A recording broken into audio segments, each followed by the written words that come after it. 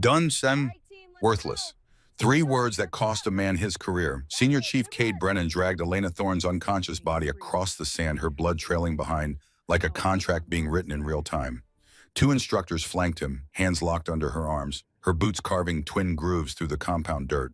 Her olive uniform shirt hung torn at the collar, exposing bruises that mapped 6 weeks of what Brennan called remedial training. Dark hair had come loose from its regulation tie, spreading across her shoulders like spilled ink. Brennan threw open the gate to the K9 compound. 6 Belgian Malinois turned as one, their ears flattening against their skulls. These weren't pets. These were weapons with heartbeats trained to shred intruders on command. 90 pounds each of muscle and teeth and controlled fury. He hurled her through the opening. Her body hit concrete with a sound that made the younger instructor flinch. The gate clanged shut behind her. Brennan stood outside the chain-link fence, arms crossed, satisfaction carved into every line of his face.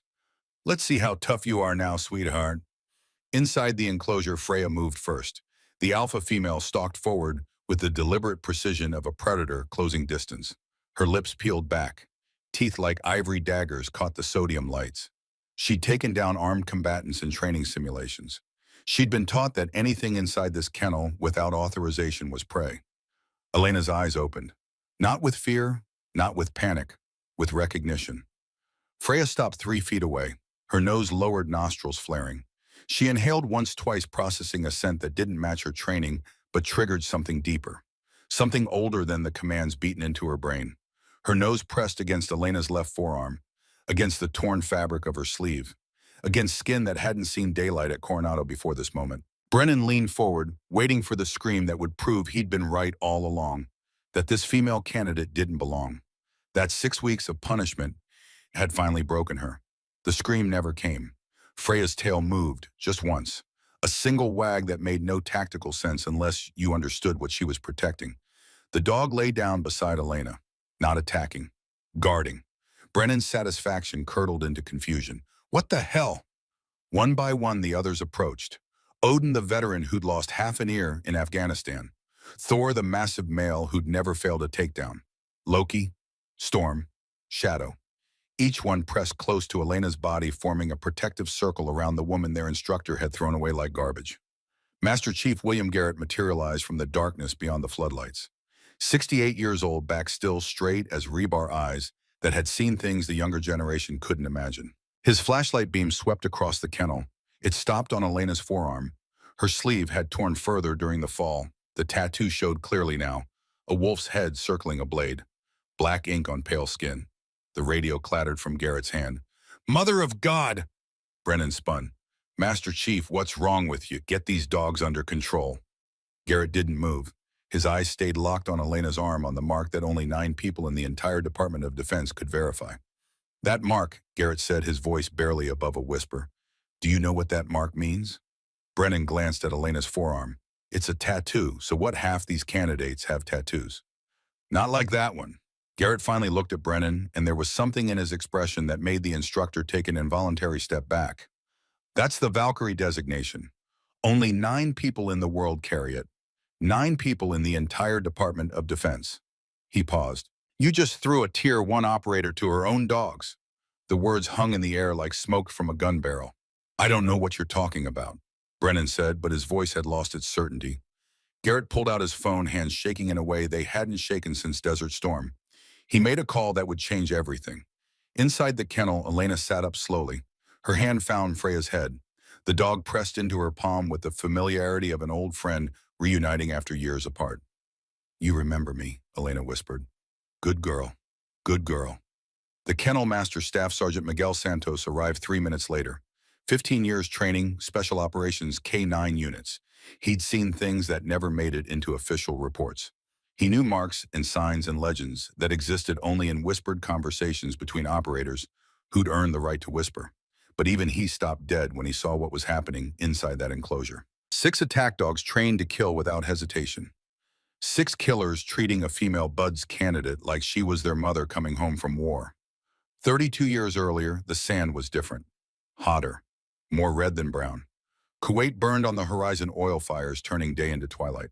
Staff Sergeant Marcus Thorne knelt beside his K9 partner, a Belgian Malinois named Odin, 26 years old, third-generation military, first-generation handler. He represented something new in special operations, a warrior who fought alongside his dog, not behind it. Odin's head snapped toward a collapsed section of concrete. His entire body went rigid. The alert. Lieutenant William Garrett approached from the rear, M16 at low ready. 36 years old handler, supervisor, veteran of conflicts the younger generation only read about in history books. What did he find? Marcus didn't look up from his dog. Chemical weapons cache, exactly where intelligence said it wouldn't be. Garrett keyed his radio. Command, this is Fenrir 1. Target located grid Victor Tango 47. Request EOD support. And immediate. The radio died. All of them simultaneously. Every frequency, every channel just static in silence. Marcus met Garrett's eyes. Something passed between them that didn't require words. The understanding that someone didn't want this cache reported. That someone had just cut their communications deliberately. We document everything, Garrett said quietly. Whatever happens next, this discovery goes on record. Marcus pulled a 35mm camera from his pack, pre-digital era, before everything lived in clouds and servers. He photographed the site from every angle. 37 images that would later disappear from official files. 37 pieces of evidence that someone would spend the next 25 years trying to erase. Years later, standing in the darkness outside a kennel at Coronado, Garrett would remember that moment. Would remember the look in Marcus Thorne's eyes as he documented something someone wanted buried. Would remember thinking that this young handler was going to get himself killed if he didn't learn when to look away. Marcus Thorne never learned to look away. The cemetery at Arlington stood silent under gray October sky. 17-year-old Elena Thorne clutched a folded flag against her chest, her father's casket 12 feet away. Closed casket, not enough left after the mechanical failure that brought down his helicopter over the Hindu Kush. The official story came in clean typed sentences. Training accident, rotor malfunction, no survivors, investigation pending, condolences from a grateful nation. Elena's eyes swept the crowd with a precision that didn't match civilian grief. She was cataloging faces, memorizing attendees, looking for something the official story didn't explain. Why a training accident required 3 separate investigations. Why her father's commanding officer had visited their house the week before and spent 4 hours in the garage talking in voices too low to hear. Why the maintenance records for that helicopter had been sealed under national security classification. Master Chief William Garrett stood 20 yards back wearing dress blues that felt heavier than body armor. 63 years old, 41 years of service. He'd attended too many funerals, folded too many flags. But Marcus Thorne's death wasn't like the others. Marcus had been investigating something. 7 Wolfpack handlers dead in 15 years, all in training accidents or equipment failures or enemy contacts that didn't quite add up. Marcus had found a pattern. Financial records that showed someone was getting paid every time a handler died. He'd been 3 days from exposing it. Then his helicopter fell from the sky. Garrett watched Marcus's daughter scan the crowd, and he saw Marcus in every movement. The same steel gray eyes, the same hunter's stillness, the same refusal to accept the story everyone else swallowed whole. She's just like him, Garrett thought, which means she's in danger the moment she starts asking questions. He made a decision that day, standing in that cemetery under that gray sky.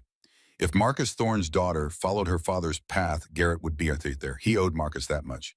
He owed the truth that much. He owed the 7 dead handlers whose families got the same folded flags and the same clean-typed lies. Syria, Damascus Province, 2020. The compound raid went wrong before the first breach. Intel had missed the tunnels. Enemy fighters poured from underground passages that weren't on any map, and the team found itself taking fire from 3 directions. Elena Thorne moved through the west corridor like smoke. 21 years old, call sign Valkyrie, 3 years active service in a program that didn't officially exist. Her K9 partner Freya cleared the path ahead. 4 enemy combatants went down before they could raise weapons. Not because of the dog, though. Freya moved like liquid shadow, because Elena had become something more than a handler. She'd become what Lieutenant Rebecca Hayes always believed handlers could be, an operator. Freya alerted on a basement door. Standard protocol said wait for EOD, wait for the team, wait for someone else to take the risk. But Elena read something different in her dog's behavior. Not the rigid focus that meant explosives. Something else. A whimpering uncertainty she'd only seen once before when Freya had found a mass grave in Yemen. Human distress. Children's distress. Elena breached alone. Behind that door, 4 children sat bound and gagged, hours away from being trafficked across the Turkish border. A network that stretched from Damascus to Berlin, using the chaos of war to move human cargo. Elena freed them, called for extraction, held them while they cried. The network she collapsed that night made international headlines, though her name never appeared in any report. Her face went on to a classified list that made her too valuable for conventional operations and too dangerous for the people who'd been running that network for profit. 3 weeks later, Lieutenant Rebecca Hayes died in the back of a transport helicopter.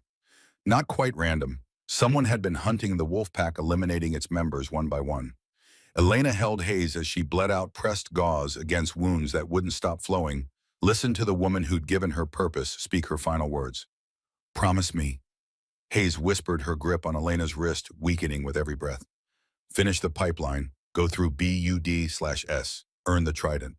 "I will. Prove that handlers can make it through the same crucible as everyone else." Hayes coughed and blood flecked her lips. "Show them we're not attachments. We're operators. I promise." Hayes's eyes focused with effort. "But also, find who killed your father. The Wolfpack program. Someone's been eliminating us. One by one, Shameto." She pulled Elena closer. "Garrett knows. Find him. Trust him. He'll—" Her grip loosened. Her eyes went distant. She died 2 minutes later, and Elena held her body as the helicopter descended into Kandahar, whispering the vow again and again. "I'll finish the pipeline. I'll find the truth. I'll make them pay." Naval Special Warfare Center, Coronado, California. Present day, 0430 hours. Elena Thorne stepped off the bus with 36 other candidates, her cover story sealed tighter than a submarine hatch. The file said veterinary technician, Fort Benning, cross-trained to Navy, requested SEAL assessment. Nothing remarkable, nothing threatening, just another candidate who'd probably ring the bell before Hell Week. Senior Chief Cade Brennan stood on the grinder, reviewing packets in the pre-dawn darkness. 45 years old, 23 years in naval special warfare, he'd seen every kind of candidate. The ones who thought they were hard until the cold water proved otherwise. The ones who talked about brotherhood until their muscles started screaming. The ones who showed up thinking diversity quotas would carry them through standards that didn't negotiate. He picked up Elena's file. Another one, third female candidate this year. Instructor Webb glanced over. "I give her 10 days. I give her 5. Brennan watched Elena take her place in formation. Something about her movement bothered him. An economy of motion that didn't match her file. A stillness between actions that spoke of someone who'd learned to conserve energy in environments where waste meant death. The candidates formed up in the darkness, and Brennan began a speech. The same speech he gave every class, refined over 2 decades into a weapon designed to separate tourists from warriors. "You are here because someone somewhere made the mistake of thinking you might have what it takes to join the most elite fighting force on Earth. Most of you are wrong. Most of you will ring that bell before the week is out." His eyes found Elena in the formation. "Some of you don't belong here at all." He walked toward her, boots crunching on the gravel. "You, female candidate, step forward."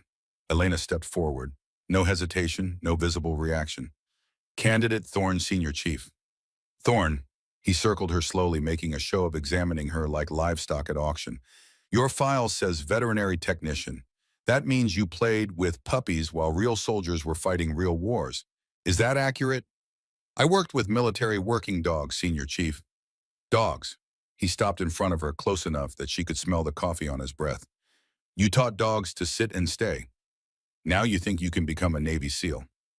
"I'm here to find out, Senior Chief." Something flickered in her eyes when she said it. Not defiance exactly, something deeper. Something Brennan couldn't identify and therefore couldn't tolerate. "We'll see about that, Thorne. We'll see." From the K-9 compound 300 yards away, Master Chief William Garrett watched through binoculars. The moment he saw Elena's face, his mind flashed to Marcus Thorne, same eyes, same walk, same hunter's stillness that preceded violence. "Marcus Garrett thought your daughter came. God help us all." The first week separated the tourists from the committed. Candidates dropped at a rate of 3 per day. The bell rang with metronomic regularity as men who dreamed of becoming SEALs discovered that dreams and reality operated on different frequencies. Elena didn't ring the bell. She didn't complain. She didn't make excuses. She simply endured hour after hour, evolution after evolution, with a patience that began to unsettle the instructors who watched her. "She's not normal," Instructor Webb said during the second week, watching Elena complete a punishment evolution designed specifically for her. 4 hours of surf torture alone while her class moved on to other training. She emerged from the Pacific blue-lipped and shaking, but her eyes held the same calm they'd held when she walked in. Brennan watched from the observation tower. She's hiding something. Like what? I don't know yet, but I'm going to find out. He made her his project. Extra punishment evolutions, additional physical training, isolation drills designed to break her mentally when he couldn't break her physically. The other candidates started calling her Ghost, not because she was quiet, though she rarely spoke more than necessary, because she seemed to disappear during evolutions, blending into whatever environment surrounded her, then reappearing exactly where she needed to be. Day 3 of the first week, Elena completed a solo surf torture evolution that should have induced hypothermia. 4 hours in water cold enough to stop a heart. She emerged shaking so hard her teeth rattled, but she walked to the next evolution under her own power. That night, Master Chief Garrett intercepted her during a rare moment alone. The other candidates had collapsed in their racks, dead to the world. Elena sat outside the barracks cleaning her boots with movements so automatic they looked like meditation. Candidate Thorn, Garrett's voice came from the darkness. A word. Elena stood immediately, the instinct so ingrained she couldn't have stopped it if she tried. She turned to face the Master Chief, and something in her posture changed. Recognition, maybe, or wariness. Master Chief? Garrett stepped into the light from the barracks window. Your father, Marcus Thorne, Staff Sergeant Special Operations, died 2016 classified helicopter crash over Afghanistan. Elena's hand drifted toward her waistband, muscle memory reaching for a weapon that wasn't there. She caught herself, but not before Garrett noticed. How do you know that name? I trained him. I was at Fort Bragg when you were born in '99. I held you when you were 3 days old, and your father was so tired he couldn't see straight, but he wouldn't let anyone else feed you your bottle. Garrett's voice softened. I know exactly why you're here, Elena. The use of her first name hit like a physical blow. Nobody at BUD/S used first names. Candidates were candidates until they earned the right to be called something else. I'm here to become a SEAL. You're here to keep a promise to Rebecca Hayes and to find out who killed your father. Garrett met her eyes. I'm here to make sure you survive long enough to do both. The silence stretched between them, two operators sizing each other up across a generation gap. Hayes told me to find you, Elena said finally. Said you knew about it, the conspiracy. I know pieces. Your father knew more. That's why they killed him. Garrett glanced toward the instructor compound. Brennan's going to try to break you. He sees a female candidate who doesn't belong. He doesn't see what I see. What do you see? Marcus Thorne's daughter. Garrett pulled something from his pocket, a small SD card. Which means you're tougher than anyone in this program suspects, but also a target. Someone eliminated 7 Wolfpack handlers before your father started investigating. They killed him to stop the investigation. Hayes picked it up. They killed her too. He pressed the SD card into her palm. If they figure out Marcus's daughter is here asking questions, they'll eliminate you the same way they eliminated him. Elena closed her fist around the card. Let them try. Garrett almost smiled. That's what your father said, 3 days before his helicopter went down. His expression hardened. I won't let that happen again. I'm your insurance policy, Elena. Brennan thinks he's hunting you. He doesn't realize I'm hunting whoever killed Marcus. What do you need from me? Survive BUD/S. Don't expose yourself. Let me handle the investigation quietly. He turned to leave, then stopped. One more thing. Your father's last transmission before he died. He sent it to me encrypted. Took me 6 years to crack it. That SD card, listen to it when you're alone. I think you should hear his voice one more time. He walked away, leaving Elena with a piece of plastic that weighed more than all her gear combined. The second week brought escalation. Brennan assigned Elena to every dangerous evolution, positioned her in every difficult spot, ensured that every moment of training pushed her closer to the breaking point he was certain existed. But Elena had been broken before. In Syria, in Yemen. In places that didn't exist on maps by people who made Brennan look like a kindergarten teacher. His worst was her Tuesday. What Brennan didn't see was Garrett quietly sabotaging the exercises that would have killed her. When Brennan ordered 8-hour log PT, double the regulation maximum, Garrett discovered equipment malfunction at hour 5. When Brennan assigned Elena to night navigation through terrain rigged with simulated IEEDs, Garrett pre-positioned emergency beacons for safety protocols. Brennan grew suspicious. Master Chief, you seem very concerned about candidate Thorne. Garrett's poker face never cracked. Just maintaining training standards. Senior Chief, dead candidates create paperwork nobody wants. That night, Elena appeared at Garrett's office, unauthorized, off the books, the kind of visit that could get a candidate dropped from the program. You've been protecting me. Garrett didn't deny it. I've been keeping a promise to your father.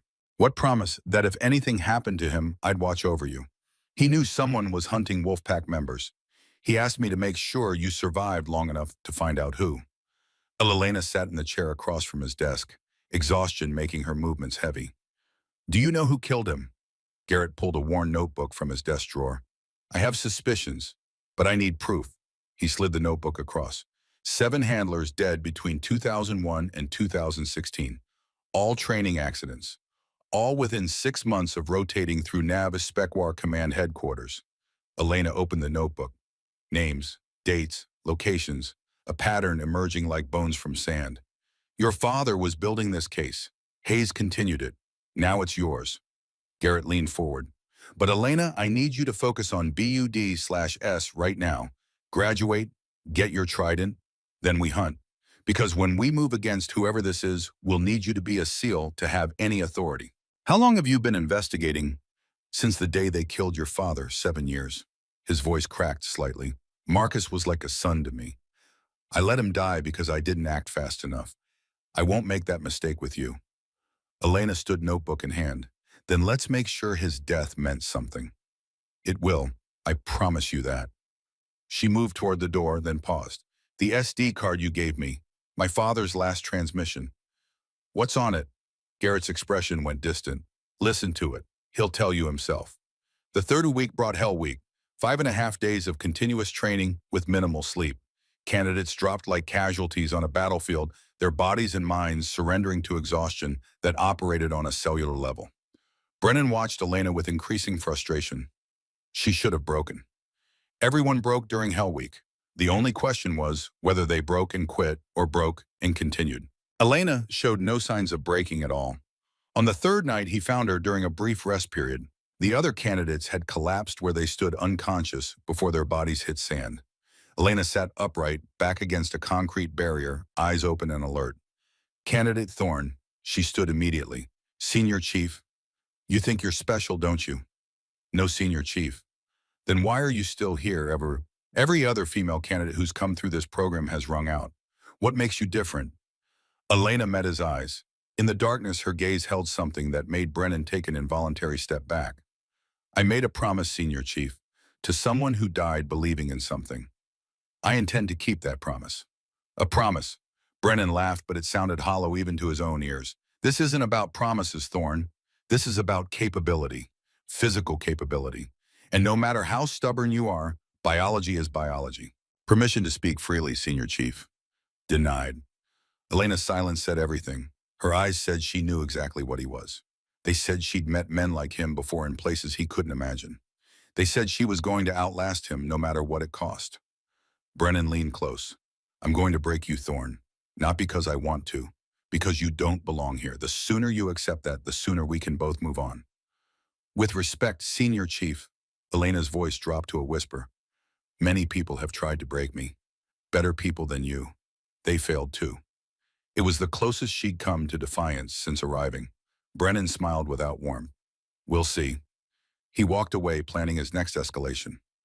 Behind him, Elena sat back down against the barrier. Her hand found the dog tags hidden beneath her shirt. Her father's tags.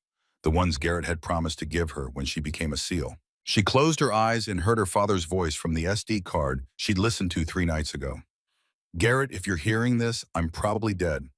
The recording had been worse than she'd imagined. Hearing his voice, hearing the certainty in his tone that he wouldn't survive what came next. I found the pattern. 7 handlers, 15 years, all killed within 6 months of rotating through Nav-Spekwar HQ. Someone selling our operational intelligence. Handler deployments. K9 capabilities, infiltration methods. That's why we're being eliminated. We know too much. Static. I identified 3 suspects. Admiral Vance Hardwick, Captain Morrison, Commander Reyes. All had access to the right files at the right times. I'm meeting a contact tomorrow who has banking evidence. If I don't make it back, tell Elena I love her. Tell her to be smarter than her old man. A pause, then her father's voice again quieter. And Garrett, finish this. Don't let them keep killing us. The recording had ended, and Elena had sat in the darkness for 2 hours memorizing every word, every inflection, every breath. Now, on the third night of Hell Week, she made a silent vow to the father she'd never see again. I'll finish it. I promise. I'll find them. And I'll make them pay for what they took from us. Day 4 of Hell Week brought the boat crew evolution. Rough surf, dangerous conditions, exactly the kind of environment where accidents happen and nobody asked too many questions afterward. Candidate Marcus Graham's boat capsized in a wave that came from nowhere. He went under, tangled in equipment straps 8 feet down in churning water. Elena saw him disappear, saw the panic in his eyes in the half second before the Pacific swallowed him whole. She dove before anyone else processed what was happening. The water closed over her head like a fist. 30 pounds of waterlogged equipment tried to drag her down, but she kicked hard, equalizing pressure, finding Marcus in the murk through touch and training that had nothing to do with BUD/S, Wolfpack protocols, combat diver techniques, things she'd learned in Syria and Yemen, and places that didn't exist on any map. Her fingers found the strap tangling his leg, worked it by feel muscle memory taking over when conscious thought would have been too slow. The strap released. She grabbed Marcus and kicked for the surface with strength that came from somewhere deeper than muscle. They broke surface together. Marcus coughed, water breathed lived. On the beach, the instructors stood in the stunned silence. Instructor Webb finally spoke. I've never seen a BUDS candidate perform that rescue. She dove 8 feet in full kit, freed him blind, brought him up all after 3 days without sleep. Brennan watched Elena drip on the sand, and something clicked into place behind his eyes. Suspicion crystallizing into certainty. A veterinary technician who executes Tier 1 underwater rescue. His voice had gone flat dangerous. Explain that, candidate Thorne. Elena met his stare. I did what was necessary, Senior Chief. Where did you learn that technique? Classified, Senior Chief. The word detonated between them like a flashbang. Brennan's face went dark. You're lying about everything. No, Senior Chief. I'm protecting information I'm not authorized to disclose. Brennan stared at her for 10 seconds that felt like 10 hours. Then he turned to the other instructors. Get them cleaned up and fed. Evolution continues in 4 hours. He walked away, but Elena could see it in the set of his shoulders. The way his hands clenched and unclenched. He knows she thought, maybe not everything, but enough. That night, Senior Chief Cade Brennan sat in his office and made phone calls. Quiet calls. The kind that didn't go through official channels. He had friends at Fort Benning, friends at SOCOM, friends who owed him favors. By 0300 hours, he had pieces of the truth. Not the full picture. Elena's real file sat in databases he'd never have clearance to access, but enough to confirm what he'd suspected since the underwater rescue. Candidate Elena Thorne was not a veterinary technician. She was something else. Something that made her rescue of Marcus Graham look like exactly what it was: muscle memory from training that exceeded anything BUD/S provided. At 0400 hours, he called Master Chief Garrett to his office. Garrett arrived 5 minutes later, his face showing nothing. Brennan didn't waste time. You knew from day one who she really is. Garrett sat in the chair across from Brennan's desk and made a decision. The conspiracy had been operating for 30 years. Elena needed allies, not enemies. And Cade Brennan was many things, but he wasn't stupid. Yes, Garrett said simply. She's Wolfpack. Not a question. Her name is Elena Thorne, call sign Valkyrie. 3 years active service, Silver Star for classified actions in Damascus. She's operated in 14 countries under 6 cover identities, and she's here because her father was murdered for investigating a conspiracy inside Naval Special Warfare Command. Brennan processed this. Murdered. Made to look like a training accident, along with 6 other handlers over 15 years. Garrett leaned forward. Lieutenant Rebecca Hayes, Wolfpack founder, continued the investigation. She died in an ambush 3 years ago. Before she died, she asked Elena to do 2 things. Prove handlers can complete BUD/S without special treatment, and find whoever's been eliminating Wolfpack operators for 30 years. The office fell silent except for the hum of the air conditioning. Brennan sat heavily. I've spent 6 weeks trying to break her, because I thought she didn't belong. You didn't know. You weren't supposed to know. That was the point. Garrett's voice hardened. But she's in danger now, Brennan. Real danger. Not from BUD/S. From whoever's been killing handlers since before you made Senior Chief. Someone at this command. Someone senior. And when they realize Marcus Thorne's daughter is here asking questions, they'll come for her. Brennan looked at the phone on his desk. The calls he'd made, the questions he'd asked. Jesus, did I just expose her? Maybe, maybe not. Depends who you talk to. Garrett met his eyes. But it doesn't matter now. What matters is what you do next. What do you need from me? The question hung in the air. The turning point. The moment where Cade Brennan chose between the vendetta he'd been nursing for 6 weeks and something larger than his own pride. Stop targeting her, Garrett said. Start watching for threats that don't come from training evolutions. And when the time comes, be ready to put your career on the line. Because that's what it'll take to protect her. Brennan nodded slowly. Marcus Thorne, I remember that name. He was a legend in handler circles. He was my friend. Garrett's voice cracked slightly, and I let him die because I didn't see the threat coming. I won't make that mistake twice. Silence filled the office. Then Brennan stood and extended his hand. Tell me what you need. Week 6 arrived like a reckoning. Elena had survived what should have killed her. 5 weeks of systematic abuse disguised as training. 5 weeks of Brennan trying to break what couldn't be broken. But something had shifted. The targeting stopped. The extra punishment, evolutions ended. Brennan still pushed her hard, but no harder than he pushed everyone else. Elena didn't trust the change. In her experience, when predators stopped circling, it meant they'd found a different approach. She was right. Morning formation 0500 hours. Brennan made his announcement. Today's evolution, K9 stress inoculation. Candidates will be exposed to trained attack dogs in controlled environment to prepare for working with military working dogs downrange. His eyes found Elena in the formation. Candidate Thorne, you'll go first. Given your veterinary background, this should be easy for you. Elena saw the trap immediately, but not the trap she expected. This wasn't Brennan trying to break her anymore. This was Brennan testing whether Garrett had been telling the truth, testing whether she was really Wolfpack. The walk to the K9 compound felt like a death march. Other candidates followed at a distance, ordered to observe. Elena's mind raced through scenarios, calculating odds, preparing for what came next. Master Chief Garrett waited at the kennel gate. 6 Belgian Malinois paced behind the chain link, their attention focused and deadly. Elena met Garrett's eyes as she approached. She saw the warning there, the concern, the silent message that said this evolution was more than it appeared. Brennan stood nearby, arms crossed, but his posture had changed over the past week. Less predatory, more watchful, like a man guarding something instead of hunting it. Candidate Thorne, Brennan said, enter the kennel. Remain inside 5 minutes. Do not attempt to leave before time expires. Elena's hand touched the gate latch. The dogs began barking, the sounds sharp and aggressive in the morning air. She opened the gate, stepped inside. The metal clanged shut behind her. 6 Belgian Malinois turned as one, their predator instincts triggered by the intrusion. Freya stalked forward with the precision of a missile locking onto target. Her ears flattened against her skull. Her lips peeled back, revealing teeth that had torn through level 3 bite suits in training. 90 pounds of Belgian Malinois bred and trained for one purpose, to destroy threats on command. 3 feet away she stopped. Her nose lowered to Elena's forearm, to the torn fabric of her sleeve, to the tattoo hidden beneath for 6 weeks. The wolf's head circling a blade. Freya's growl died in her throat.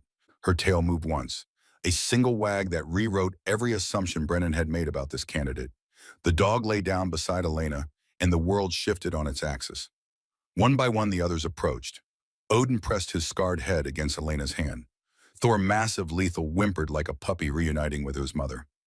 Loki, Storm, Shadow, each one forming a protective circle around the woman the instructors had tried to break. Outside the fence, Brennan exhaled a breath he hadn't known he was holding. She's Wolfpack, he said quietly. You were right.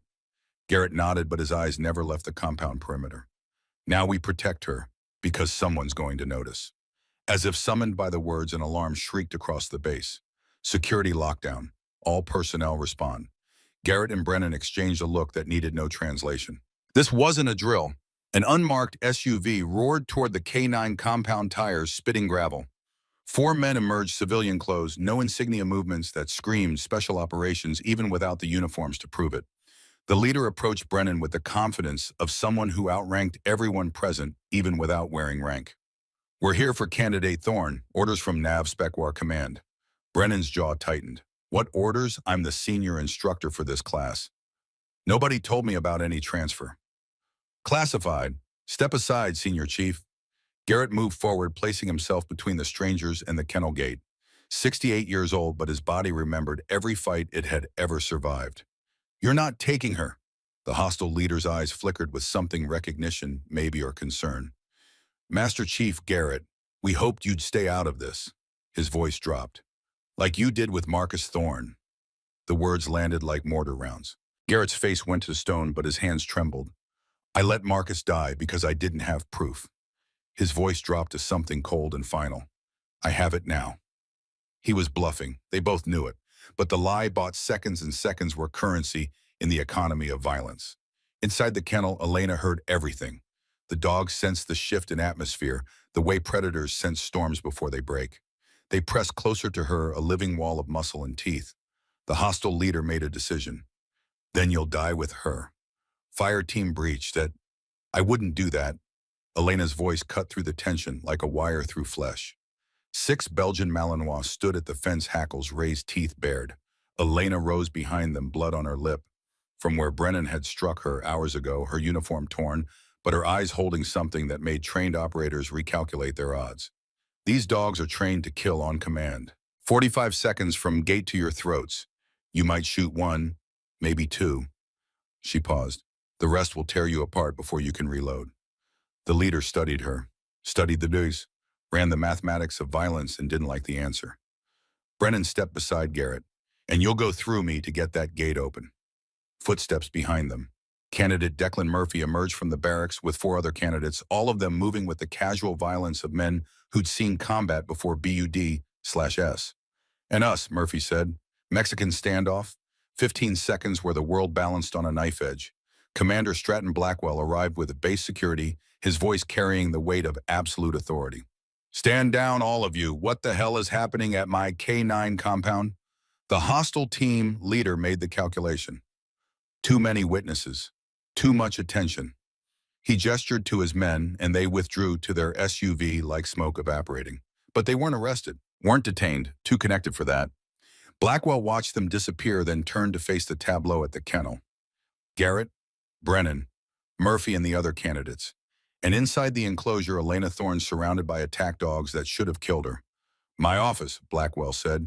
Now, Garrett, Brennan, and get that candidate out of the kennel. Commander Stratton Blackwell's office felt smaller than it should have. Elena sat across from his desk, still in her torn uniform, Garrett and Brennan flanking her like honor guards. The base commander studied her with eyes that had seen too many classified briefings to be surprised by anything. Petty Officer Thorne, Blackwell said, because that's who you really are. I know about your father. I know about the Wolfpack investigation. And I know about the conspiracy. Elena's spine straightened. Then why haven't you stopped it? Because it goes higher than me. Someone at Nav Spec War Command, probably flag officer level. I've been trying to identify them for 3 years. He leaned back in his chair. Since Lieutenant Hayes died. The name landed like a physical blow. Elena's hands clenched on the armrests. Blackwell continued. I was her commanding officer, knew about her investigation. She came to me 2 weeks before she died, said she had evidence of a mole selling Wolfpack operational intelligence. Said she was close to identifying them. His voice went quiet. Then she was killed in what they called an ambush. But the enemy shouldn't have known where her team would be that night. Someone told them. Garrett spoke for the first time. We have suspects. Elena found her father's final transmission. He identified 3 possibilities before he died. Admiral Vance Hardwick, Captain Morrison, Commander Riquez. Blackwell's face drained of color. Hardwick, Jesus Christ. He's currently Deputy Commander of Naval Special Warfare. If it's him, he's got access to everything. Training schedules, deployment orders, personnel files. He looked at Elena. That's why those men came for you today. Hardwick must know Marcus Thorne's daughter is here. Must know you're asking questions. How did he find out? Elena asked. Brennan shifted uncomfortably. I made some calls last week. After the underwater rescue, I was trying to figure out who you really were. I talked to some people at Fort Benning, SOCOM, asked about candidates with advanced capabilities. He met her eyes. I might have exposed you. Silence filled the office like water filling a sinking ship. Elena processed this. The calls Brennan made, the questions that rippled through the network, someone listening who shouldn't have been. It's not your fault, she said finally. If it wasn't that, it would have been something else. Hardwick's been hunting Wolfpack members for 30 years. He's patient. He would have found me eventually. Blackwell stood and walked to the window overlooking the training compound. Those men who came for you, they're his cleanup crew. Wet work operators who handle problems quietly. The fact that they showed up in broad daylight means Hardwick knows you're a threat, an active, immediate threat. Good, Elena said. Let him come for me, but I'm finishing BUD/S first. Elena, Garrett started. No, she stood, her voice carrying the steel that had gotten her through 6 weeks of hell. I made 2 promises to Hayes and to my father. I'm keeping both. I finish BUD/S, I earn my trident. Then I destroy whoever killed them. Brennan nodded slowly. You'll need backup. The door opened. Declan Murphy stood in the frame, 4 other candidates behind him. She's got it. Blackwell studied the group. This isn't your fight, Murphy. With respect, Commander, any fight that involves operators being murdered for profit is everyone's fight. Murphy's Irish accent thickened the way it did when he was angry. I worked with Wolfpack handlers downrange. They saved my life in Helmand Province. I owe the program. The other candidates murmured agreement. Blackwell made a decision. Here's how this plays out. Elena finishes BUD/S. 3 weeks left. We protect her around the clock. Garrett, you coordinate security. Brennan, you make sure no training evolution puts her in a position where Hardwick's people can stage an accident. He turned to Elena. After graduation, I assign you to NavSpecWar HQ as intelligence liaison. Inside their headquarters, you gather the proof we need to bring Hardwick down.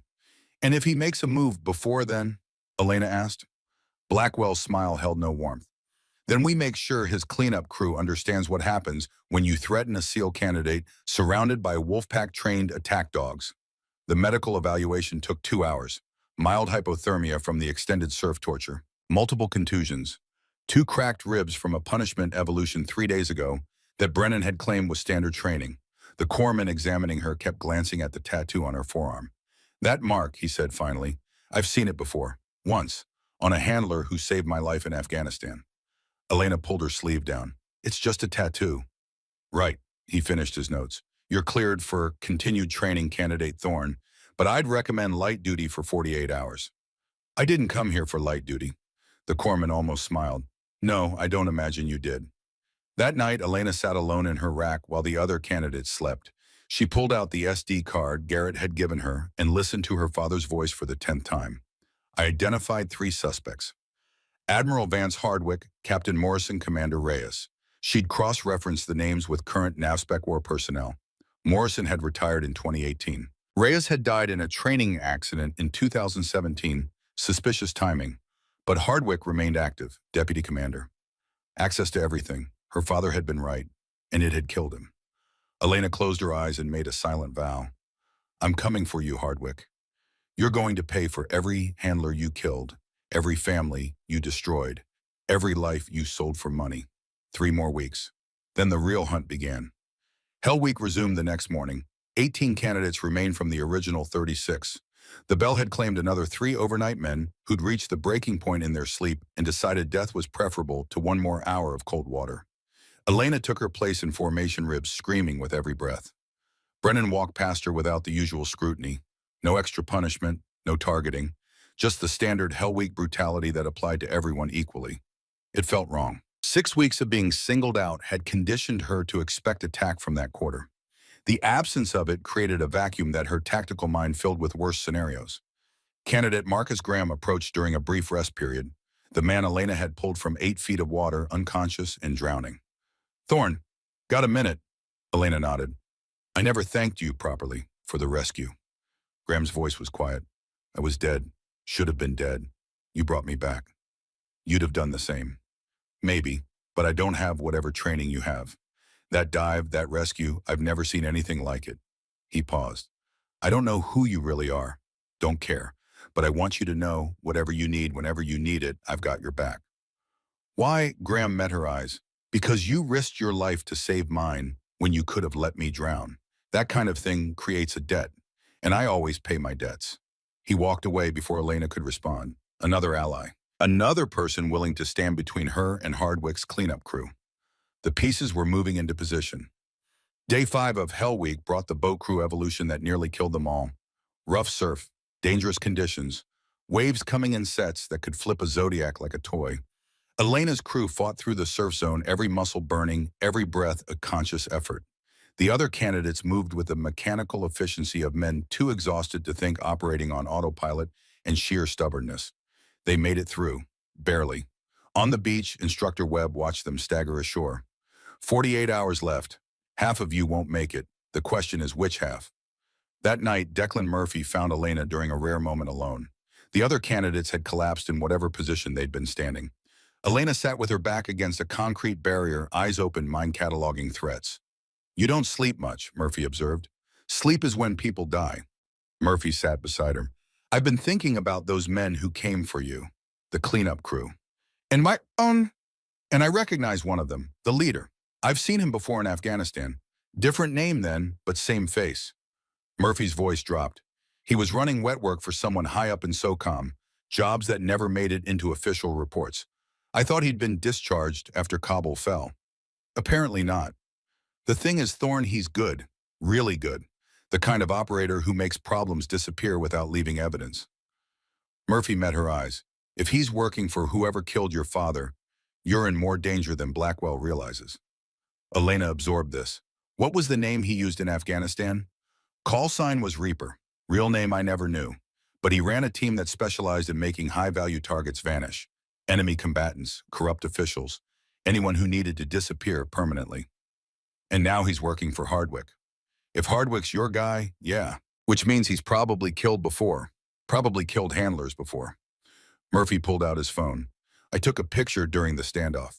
Figured it might be useful. He showed Elena the screen. The cleanup crew leader's face captured in profile as he'd retreated to the SUV. Elena memorized every detail. The scar above his left eyebrow, the way he carried his weight forward ready to move, the cold calculation in his eyes. Send that to Garrett, she said. He might be able to identify him through old mission files. Already did. Also sent it to some buddies still active in the Ranger Regiment. See if anyone recognizes him. Murphy pocketed the phone. One more thing. Graham's not the only candidate who's noticed you're different. Word's spreading. People are asking questions. What kind of questions? The kind that wonder why a veterinary technician can execute combat diver rescues and keep her cool when attack dogs should be tearing her apart. He paused. I've been running interference, but you should know people are paying attention. Elena nodded. Let them pay attention. 3 weeks left. Then it won't matter. Unless Hardwick makes his move before then, he won't. How can you be sure? Elena's smile held no warmth. Because I'm still useful to him alive. As long as he thinks I might lead him to whatever evidence my father collected, he'll keep me breathing. It's only when I become more dangerous than useful that he'll try to kill me. And you're planning to become more dangerous than useful. That's exactly what I'm planning. Murphy stood. Then I guess we better make sure you survive long enough to do it. The final 2 days of Hell Week blurred together into a nightmare of cold water and exhausted movement. Candidates dropped at steady intervals. The bell rang 8 more times. Men who'd survived 5 days, finally breaking under the cumulative weight. Elena endured. Not because she was stronger, but because she'd been broken before in ways buds couldn't replicate. Syria had taught her that pain was temporary. Yemen had taught her that exhaustion was a choice. The death of her father had taught her that survival was an obligation to the dead. When Hell Week ended Saturday morning, 12 candidates remained standing. Elena was one of them. Brennan watched her cross the finish line with an expression that might have been respect. He approached as the medical staff began evaluations. You made it, Thorne. Yes, Senior Chief. Your father would be proud. The words hit harder than any punishment evolution. Elena felt her throat tighten, but she kept her voice steady. Thank you, Senior Chief. Brennan lowered his voice. Garrett told me what Marcus was investigating. What he found. What it cost him. He met her eyes. I'm sorry for targeting you, for not seeing what you really were, for making this harder than it needed to be. You didn't know. I should have. He glanced around, making sure no one else was listening. Those men who came for you, Garrett's been digging. The leader's name is Vance Keller, no relation to the Admiral. Former Delta discharged under suspicious circumstances in 2015. He's been working private sector since then. Security consulting, they call it. Wet work, everyone knows it really is. Hardwick hired him. That's the theory, but we can't prove it. Not yet. Brennan's jaw tightened. The thing is, Thorne Keller's good at what he does. Really good. He's killed at least 7 people we know about, all made to look like accidents or enemy action. If he's the one who took down your father's helicopter, then I need to be better. Brennan studied her. You planning to kill him?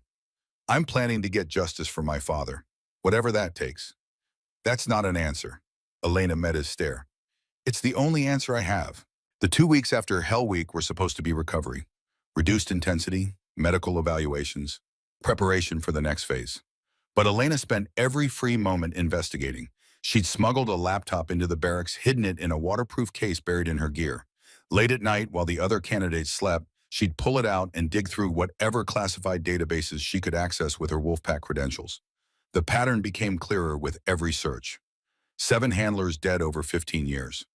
All of them had rotated through NavSpecWar headquarters in the 6 months before their deaths. All of them had worked on missions that would have given them knowledge of classified operations, the kind of knowledge that would be valuable to foreign intelligence services.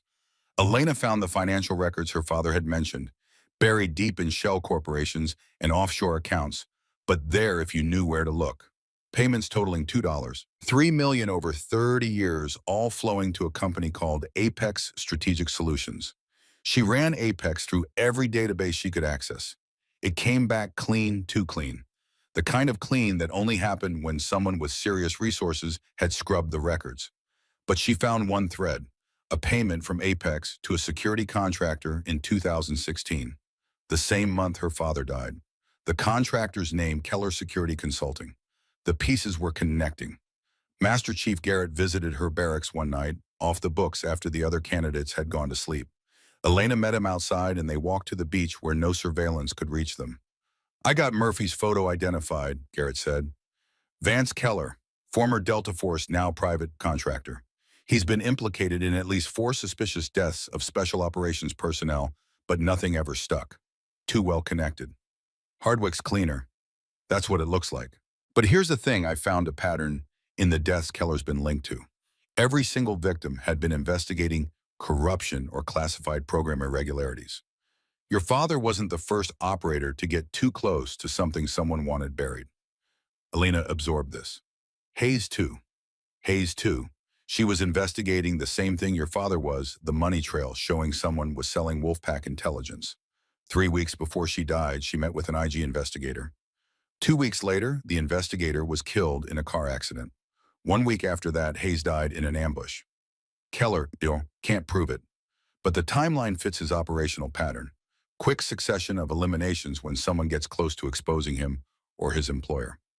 They walked in silence for a moment, the Pacific rolling in steady sets against the sand. I found the financial records, Elena said. My father was right. Someone's been getting paid for 30 years. Apex Strategic Solutions, it's a front company. But they made a payment to Keller Security Consulting in 2016, same month my father died. Garrett stopped walking. You can prove the connection between Apex and Keller. I can prove money flowed from Apex to Keller. What I can't prove is that Hardwick controls Apex. Not yet. But you will. Yes. Elena's voice carried absolute certainty. When I get assigned to NavSpecWar HQ, I'll have access to financial records that aren't available now. Flag officer expense accounts, classified program funding. If Hardwick's been taking money from Apex, there'll be a trail. Might be buried, might be well hidden, but it'll exist. Garrett pulled something from his jacket. A small device that looked like a USB drive, but was something more sophisticated. This is a data collector, military grade, completely undetectable by standard security sweeps. When you get inside HQ, you plug this into any classified terminal. It'll copy everything on the network, emails, financial records, personnel files, everything. Then you pull it out and bring it to me. We analyze the data to find the connections. Elena took the device. This is highly illegal. So is selling operational intelligence that gets American operators killed. Garrett met her eyes. Your father died trying to expose this conspiracy. Hayes died trying to finish what he started. You want justice for them? This is how you get it. But Elena, if Hardwick catches you, if anyone catches you using that device, you'll go to Leavenworth for the rest of your life. I understand. Because once you plug that in, there's no going back. You'll have committed a crime that even your Wolfpack credentials won't protect you from. Elena thought about her father, about holding Hayes as she died, about 7 other handlers whose families got folded flags and lies. I understand, she said again. And I'm doing it anyway. Garrett nodded slowly. Then you're more like Marcus than I realized. He knew the risks too. Went ahead anyway because it was the right thing to do. And it killed him. Yes, it did. Garrett's voice went soft. Which is why I'm going to make damn sure it doesn't kill you. Whatever evidence you collect, whatever risks you take, I'll be right there backing you up. You're not alone in this, Elena. Not anymore. They walked back toward the barracks in silence.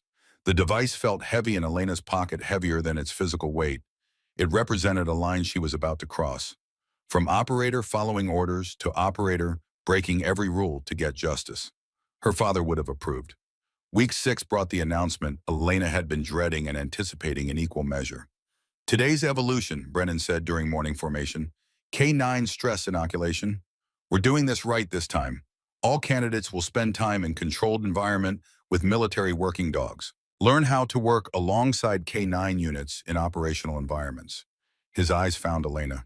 There was warning there. Preparation. Candidate Thorne, you'll demonstrate first. Show the class how it's done. Elena understood. This was Brennan's way of giving her credibility, of explaining to the other candidates why the dogs hadn't attacked her before. By making it a demonstration instead of a test, he was controlling the narrative. Smart. She walked to the K9 compound with the entire class following. Garrett waited at the gate with the 6 Belgian Malinois, all of them alert and focused.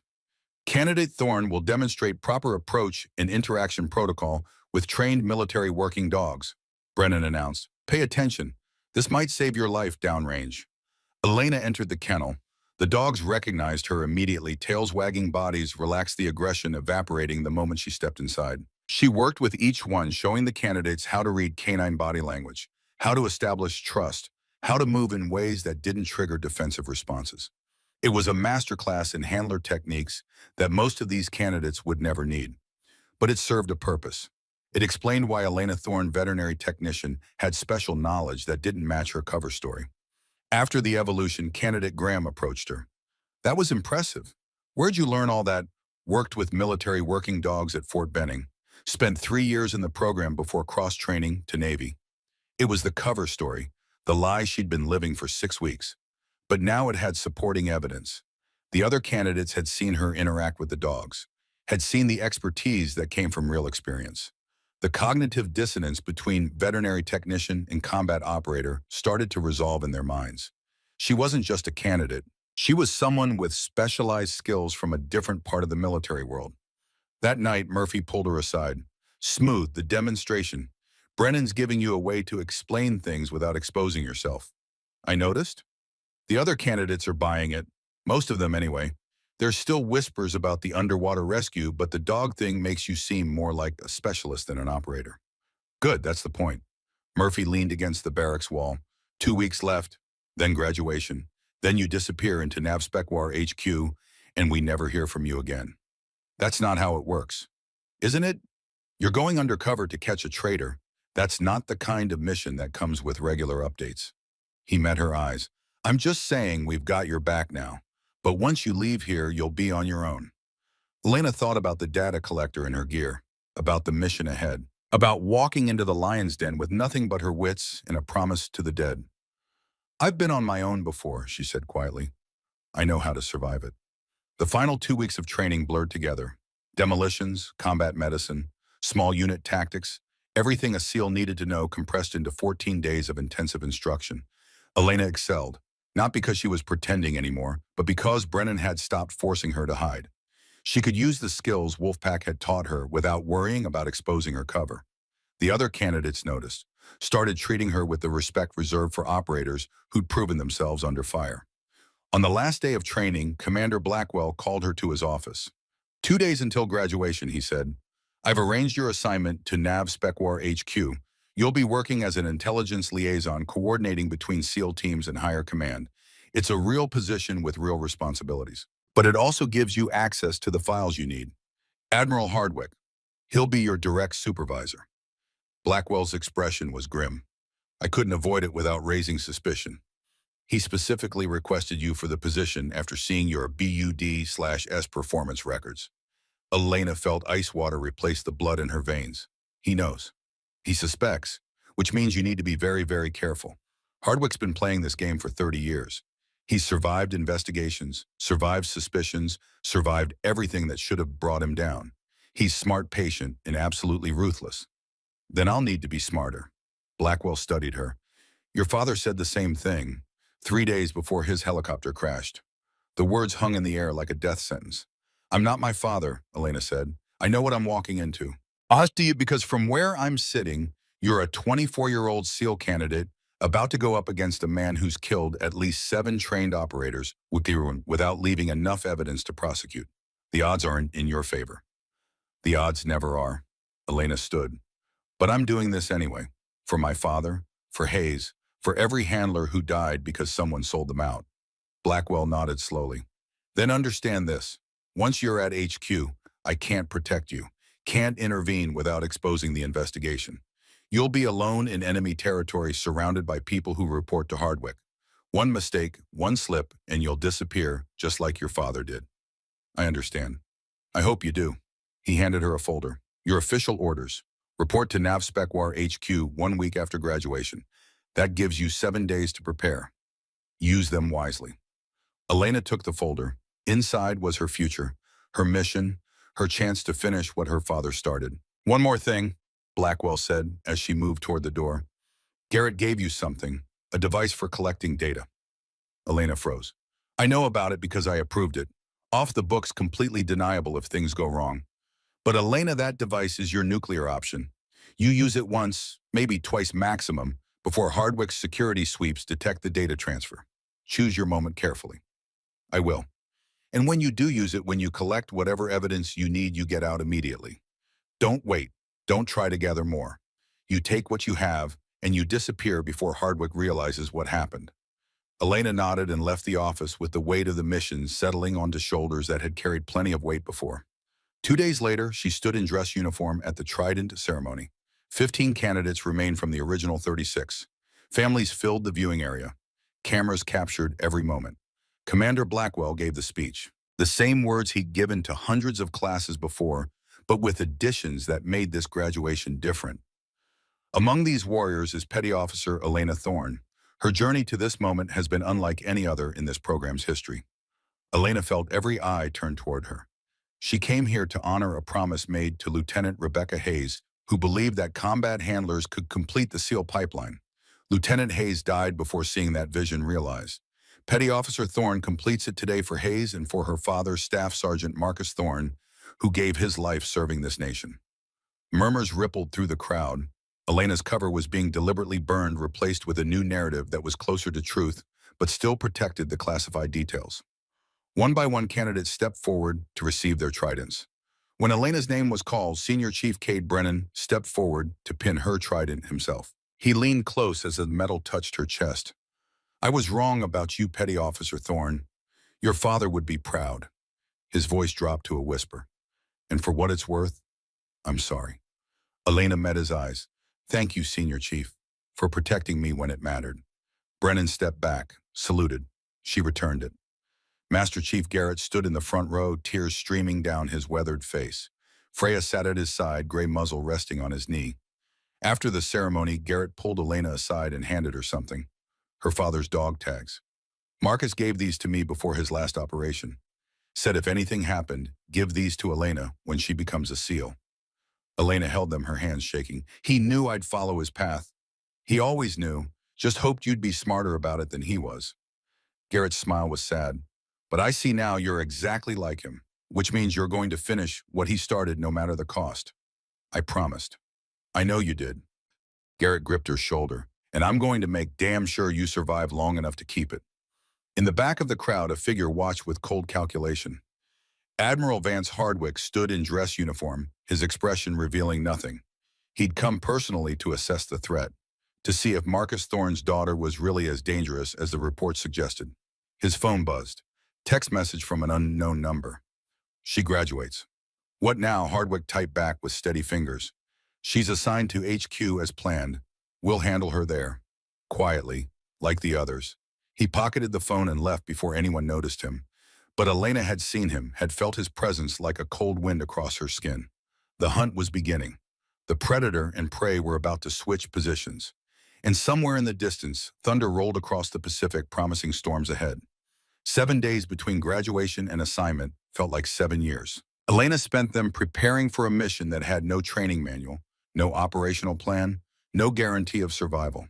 She memorized everything Garrett had collected over 7 years of investigation. Financial records, death reports, mission logs from handlers who'd rotated through NavSpecWar headquarters in the months before they died. The pattern was there if you knew how to read it, a constellation of deaths that looked random until you connected them with a single point of origin. Admiral Vance Hardwick. On the sixth day, Garrett visited her apartment off base. He brought files that didn't officially exist. This is everything I've got on Hardwick. 32 years of service, impeccable record, decorated combat veteran from Desert Storm. Garrett spread the papers across her kitchen table. On paper, he's exactly what a flag officer should be. But look closer. Elena studied the timeline. Hardwick had been assigned to NavSpecWar headquarters in 2001. The first handler death occurred 6 months later. He'd been promoted to deputy commander in 2015. The deaths accelerated after that, 3 in 18 months. He's getting bolder, she said, or more desperate. When your father started investigating, Hardwick had already been running this scheme for 15 years. He had systems in place, protocols. But Marcus was good, better than Hardwick expected. He found connections that should have stayed buried. Garrett pulled out a photograph. Marcus Thorne in desert camouflage, 26 years old, with his K9 partner Odin. The same photo Elena kept beside her bed. Your father was 3 days from exposing Hardwick when his helicopter went down. He had banking records showing payments from Apex Strategic Solutions to offshore accounts. He had communication intercepts proving someone at NavSpecWar was feeding operational intelligence to foreign services. What he didn't have was the final link proof that Hardwick controlled Apex. That's what I'm going to find. Garrett met her eyes. And if you can't, if the evidence doesn't exist or Hardwick's buried it too deep, then I'll make him expose himself, push him into a mistake. That's dangerous thinking. It's the only thinking that works against someone this careful. Elena touched her father's dog tags now hanging around her neck beneath her uniform. Hardwick's weakness is his arrogance. He's been untouchable for 30 years. He thinks he's smarter than everyone. I'm going to use that against him. The next morning, Elena reported to NavSpecWar headquarters for the first time. The building looked like every other military administrative complex, concrete and glass American flag security checkpoints that processed hundreds of personnel daily. She cleared security with her new credentials. The guard barely glanced at her ID before waving her through, just another junior officer joining the administrative machinery. Admiral Hardwick's office occupied the third floor. Elena made her way through corridors that felt too clean, too sterile. Everything here was designed to project order and discipline. Nothing suggested that somewhere in these halls a man was selling American operators to their deaths. His aide directed her to a conference room. The Admiral will see you shortly. Please wait here. Elena sat in a chair that faced the door. Old habits. Never put your back to an entrance. She studied the room, standard Navy conference setup. Nothing personal, nothing that revealed anything about the man she was hunting. The door opened precisely 15 minutes later. Hardwick entered with the bearing of someone who'd spent 3 decades commanding respect through presence alone. 64 years old, silver hair, cut to regulation-length uniform, pressed to knife edges. Petty Officer Thorne. His voice carried the smooth warmth of a man practiced at appearing trustworthy. Congratulations on completing BUD/S. Quite an accomplishment, especially given your unique background. Thank you, sir. Hardwick sat across from her, his movements deliberate and controlled. I knew your father, Marcus Thorne. Excellent handler. His death was a tremendous loss to the program. The words landed like acid on an open wound. Elena kept her face neutral through sheer force of will. Yes, sir, it was. I understand you're following in his footsteps. Handler integration proving that operators with K9 backgrounds can excel in SEAL teams. Hardwick smiled. It's exactly the kind of forward-thinking initiative we need. He was probing, testing her reactions, seeing if she knew anything beyond the official story. My father believed handlers could be operators, sir. I'm here to prove he was right. And Lieutenant Hayes, I understand she was your mentor before her unfortunate death. She taught me everything I know about handler operations, sir. Hardwick studied her with eyes that had seen too much and revealed too little. I'm assigning you to the Special Programs Division. You'll be coordinating between SEAL teams and higher command managing classified operational data. It's sensitive work that requires absolute discretion. I understand, sir. Do you, Hardwick leaned forward slightly. Because this position will give you access to files that most officers will never see. Mission reports, personnel records, financial data for black programs, the kind of information that in the wrong hands could compromise national security. The threat was implicit but clear. He was telling her exactly what she'd have access to and warning her what would happen if she abused it. I take operational security seriously, sir. My Wolfpack clearances required the highest level of discretion. Of course, Hardwick stood. My aide will get you set up with access credentials. Welcome to NAV headquarters, Petty Officer Thorne. I look forward to working with you. He left before she could respond. The conversation had lasted exactly 7 minutes, long enough for him to assess the threat and issue his warning. Short enough to maintain plausible deniability about knowing who she really was. Elena sat alone in the conference room and felt the trap close around her. Hardwick knew, maybe not everything, but enough. He'd assigned her to special programs specifically to watch her, to see what she'd access, to catch her the moment she stepped out of line. She pulled out her phone and texted Garrett a single word. Compromised. The response came 30 seconds later. Expected. Proceed carefully. 6 months crawled past like decades. Elena worked her cover, perfectly diligent junior officer, grateful for the opportunity, eager to prove herself worthy of the assignment. She processed classified reports, coordinated operational data, attended briefings where flag officers discussed missions that would never appear in newspapers. And she watched. She listened. She learned the rhythms of NAV headquarters, the patterns of who talked to whom, the flow of information through channels both official and shadow. Hardwick was careful. Everything he did looked legitimate. Every decision he made served plausible operational purposes. But Elena had spent 6 months in Hell Week being broken by an instructor who thought she didn't belong. She knew how to read the spaces between actions, the silence that revealed more than words. Hardwick met with the same 3 contractors every month. Always off-site, always locations that rotated. Elena couldn't get close enough to record conversations, but she documented every meeting, times, places, the license plates of vehicles used. She cross-referenced the contractors with Keller Security Consulting. 2 of them had worked for Keller at various points in their careers. The third had been implicated in, but never charged with selling classified information in 2012. The pieces were there, but proving the connection required evidence that Elena couldn't access from her current position.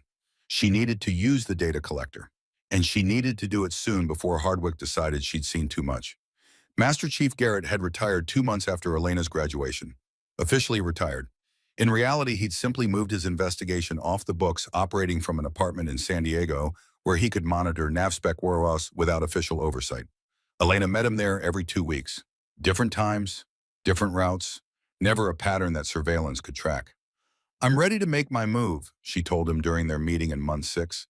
Hardwick's been sloppy lately, confident. He's accessing financial files more frequently, probably moving money before the fiscal year audit. Garrett studied the surveillance photos she'd collected. You're sure about the timing? As sure as I can be. He's vulnerable right now. If I can get into his system while he's accessing these accounts, the data collector will capture everything. Banking credentials, transaction records, communications with Apex Strategic Solutions. And if he catches you, Elena met his eyes, then you use whatever I manage to transmit before he shuts me down. Even partial data is better than nothing. Elena, we both know this was always a one-way mission, Garrett. The moment I plugged that device in, I was committed. Better to do it now while I still have access than wait until Hardwick decides I'm more liability than asset. Garrett pulled something from his desk drawer, a backup phone untraceable loaded with encrypted communication apps. When you make your move, you call this number immediately after extraction. Don't go home. Don't go anywhere predictable. There's a safe house in Oceanside address is programmed in the phone. You get there, you wait, and we'll extract you properly. Extract me where, if this works, Hardwick goes down. I won't need to hide. And if it doesn't work, you'll need to disappear before his cleanup crew finds you. Garrett's voice was heavy. I lost your father because I wasn't prepared for how far Hardwick would go. I won't lose you the same way. Elena took the phone. What about Brennan, Blackwell, Murphy, and the others? Already briefed. They know something's happening soon. When you make your move, they'll be ready to provide support. But Elena, you need to understand, The moment you access those files, every alarm in NavSpecWar security is going to activate. You'll have maybe 3 minutes before they lock down the building, maybe 5 if the system lags. After that, you're trapped inside with Hardwick's people. 3 minutes is enough. It better be, because if they catch you inside that building with classified data on an unauthorized device, even Commander Blackwell won't be able to protect you. 2 weeks later, the opportunity presented itself. Hardwick scheduled an emergency meeting with his 3 contractors. Same day, same time. The kind of coordination that only happened when something had gone wrong or was about to go very right. Elena volunteered for night duty at headquarters. Standard practice for junior officers, someone had to monitor the classified communication channels even after normal working hours ended. By 2200 hours, the building was nearly empty. Skeleton security staff, a handful of watch officers.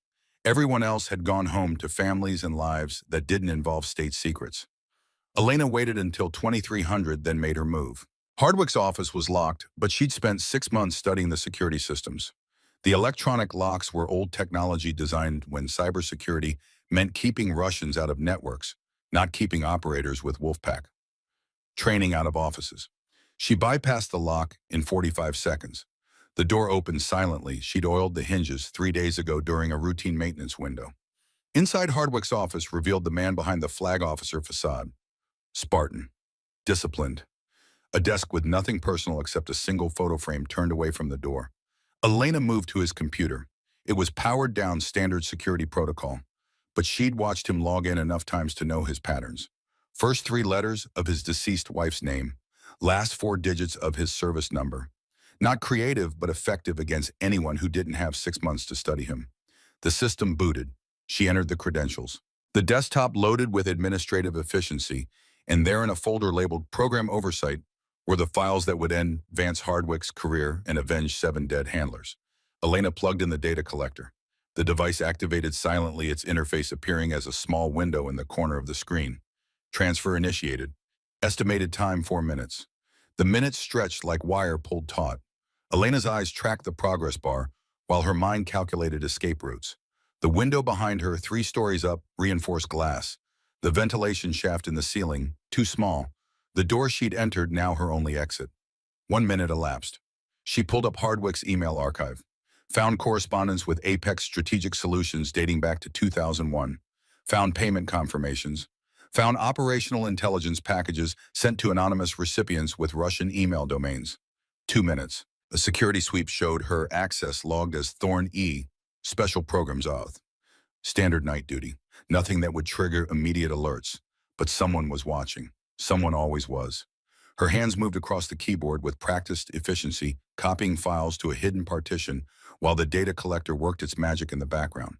2.5 minutes. The building's ventilation system hummed its usual rhythm. Footsteps passed in the corridor outside security making rounds.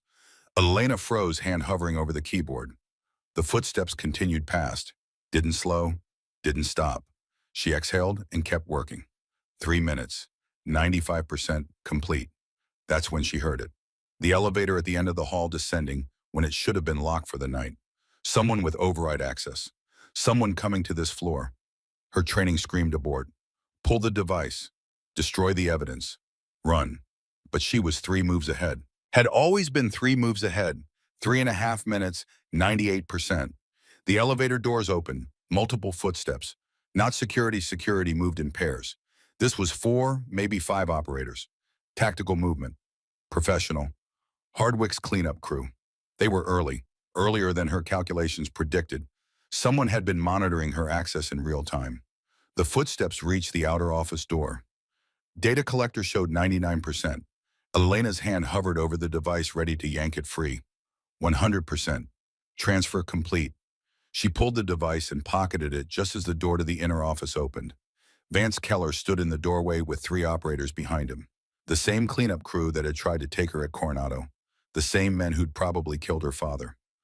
Elena Thorne, Keller's voice carried the flat affect of a professional killer. Step away from the computer. Elena raised her hands slowly, backing toward the window.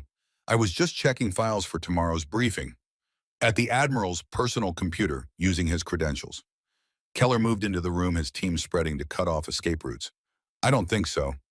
This is a misunderstanding. If you'll just let me explain. The Admiral wants to see you. He's very interested in what you've been accessing. Keller's hand moved to his sidearm. You can come voluntarily or we can make this difficult. Your choice, Ignacio. Elena calculated odds. 4 trained operators, armed, between her and the only exit. She was good but not good enough to fight through that. I'll come voluntarily. Smart. Keller gestured to his men. Secure her. Full restraints. They moved forward with zip ties and professional efficiency. Elena didn't resist as they bound her wrists. The data collector sat in her pocket, its job complete. Everything else was secondary to protecting that device. They walked her through empty corridors to an elevator that descended to basement levels, not marked on any official building schematic. Black site territory. The places where enhanced interrogation happened and nobody asked questions.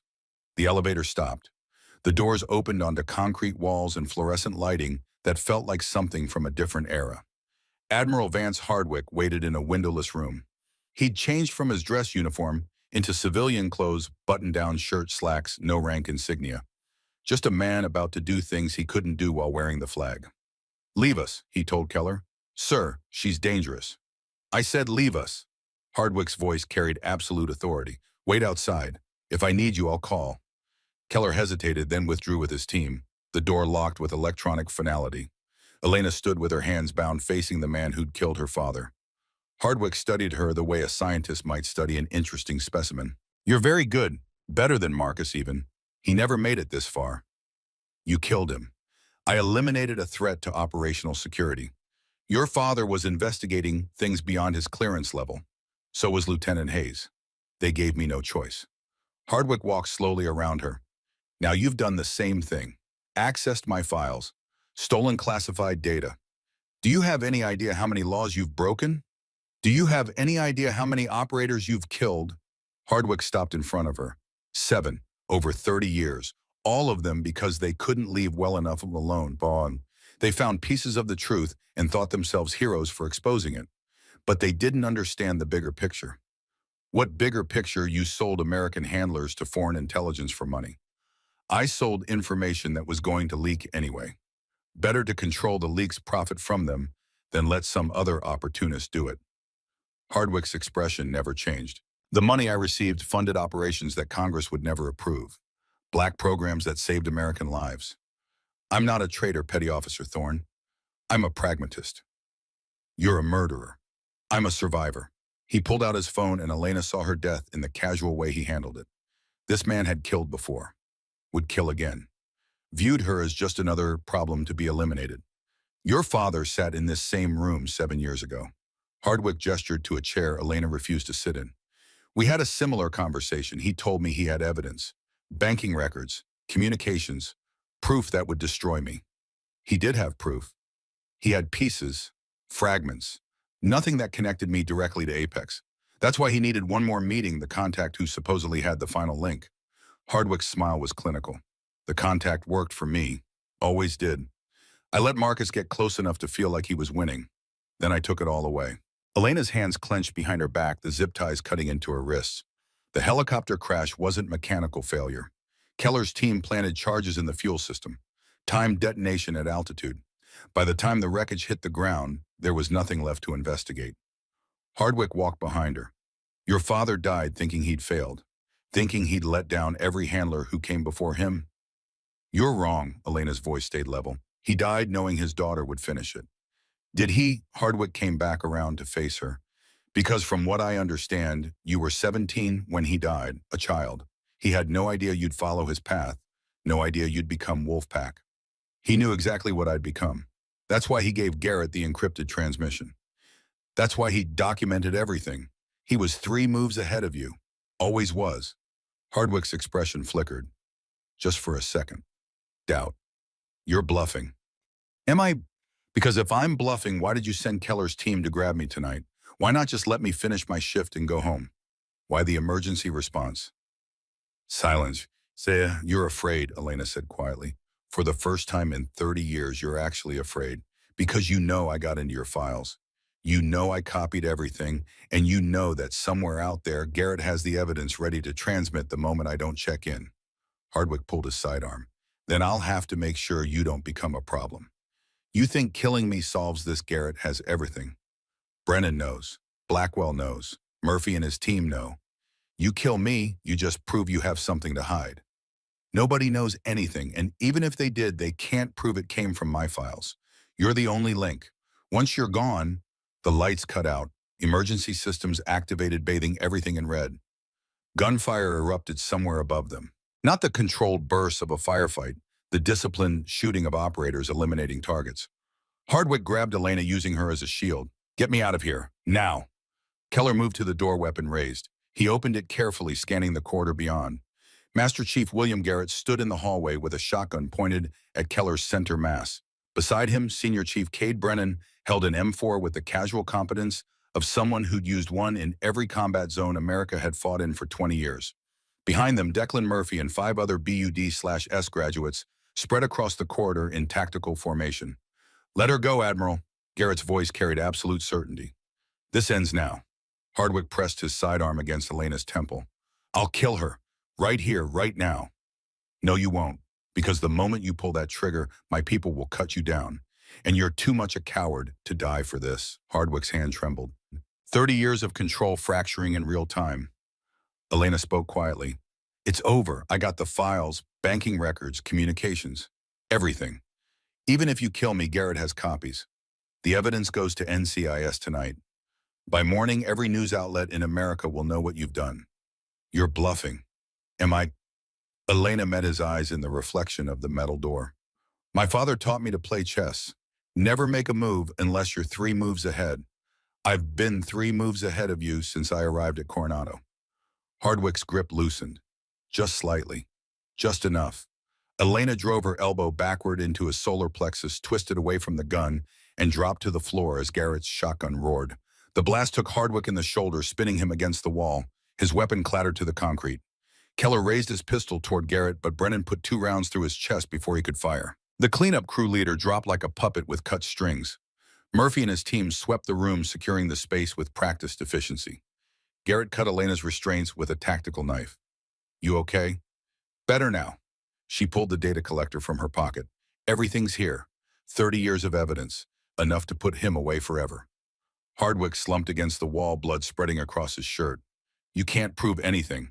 I have lawyers, connections. You're just a junior officer with a stolen device and a vendetta. Wrong. Commander Stratton Blackwell entered the room with a full security team and NCIS agents. I'm a base commander with a federal warrant and a congressional investigation committee waiting for your testimony. Admiral Vance Hardwick, you're under arrest for espionage, conspiracy to commit murder, treason, and the murders of 7 Wolfpack operators, including Staff Sergeant Marcus Thorne and Lieutenant Rebecca Hayes. The NCIS agents moved forward with restraints. Hardwick didn't resist. The fight had gone out of him the moment he realized Elena had won.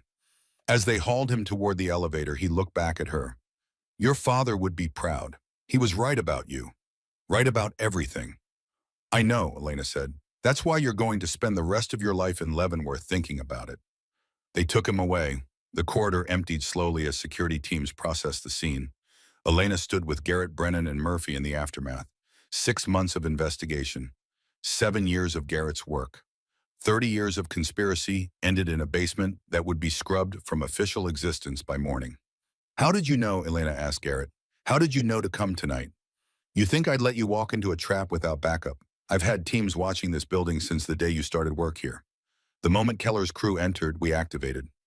Garrett squeezed her shoulder. I told you before I lost your father because I wasn't prepared. I wasn't losing you too. Brennan checked his weapon, clearing the chamber with muscle memory. Those files you collected, they're enough. More than enough. Hardwick kept records of everything, names, dates, payments. The whole conspiracy documented like a business ledger. Elena pulled out her phone and showed them the backup she'd transmitted to Garrett's secure server. Even if he'd destroyed the originals, we have copies in 3 separate locations. He's done. Murphy leaned against the wall, adrenaline fading into exhaustion. What happens now? Now the real work begins. Commander Blackwell rejoined them. Congressional hearings, criminal trials, a complete investigation into how one man operated a treason network for 30 years without detection. He looked at Elena.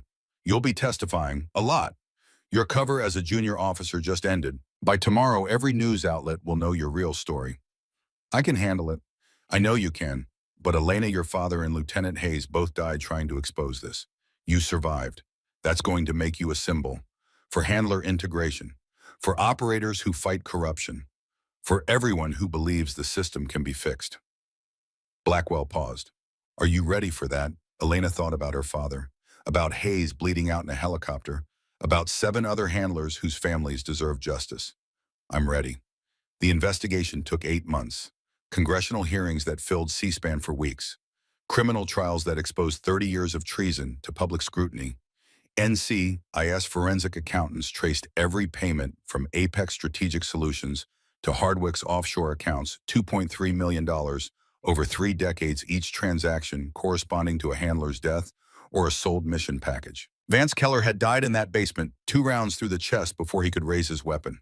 The 3 other cleanup crew members took plea deals testifying against Hardwick in exchange for reduced sentences. Their testimony filled in gaps. Even Elena's data collector hadn't captured specific missions, compromised specific handlers, targeted specific foreign intelligence services who'd paid for American blood. The trial lasted 6 weeks. Elena testified for 4 days straight, walking the jury through every piece of evidence, banking records, telecommunications, her father's final transmission. The moment she played Marcus Thorne's voice in that courtroom, "Garrett, if you're hearing this, I'm probably dead," 3 jurors wept openly. Hardwick showed no emotion, never spoke in his own defense. His lawyers tried every procedural maneuver, every technicality, every delay tactic in the federal playbook.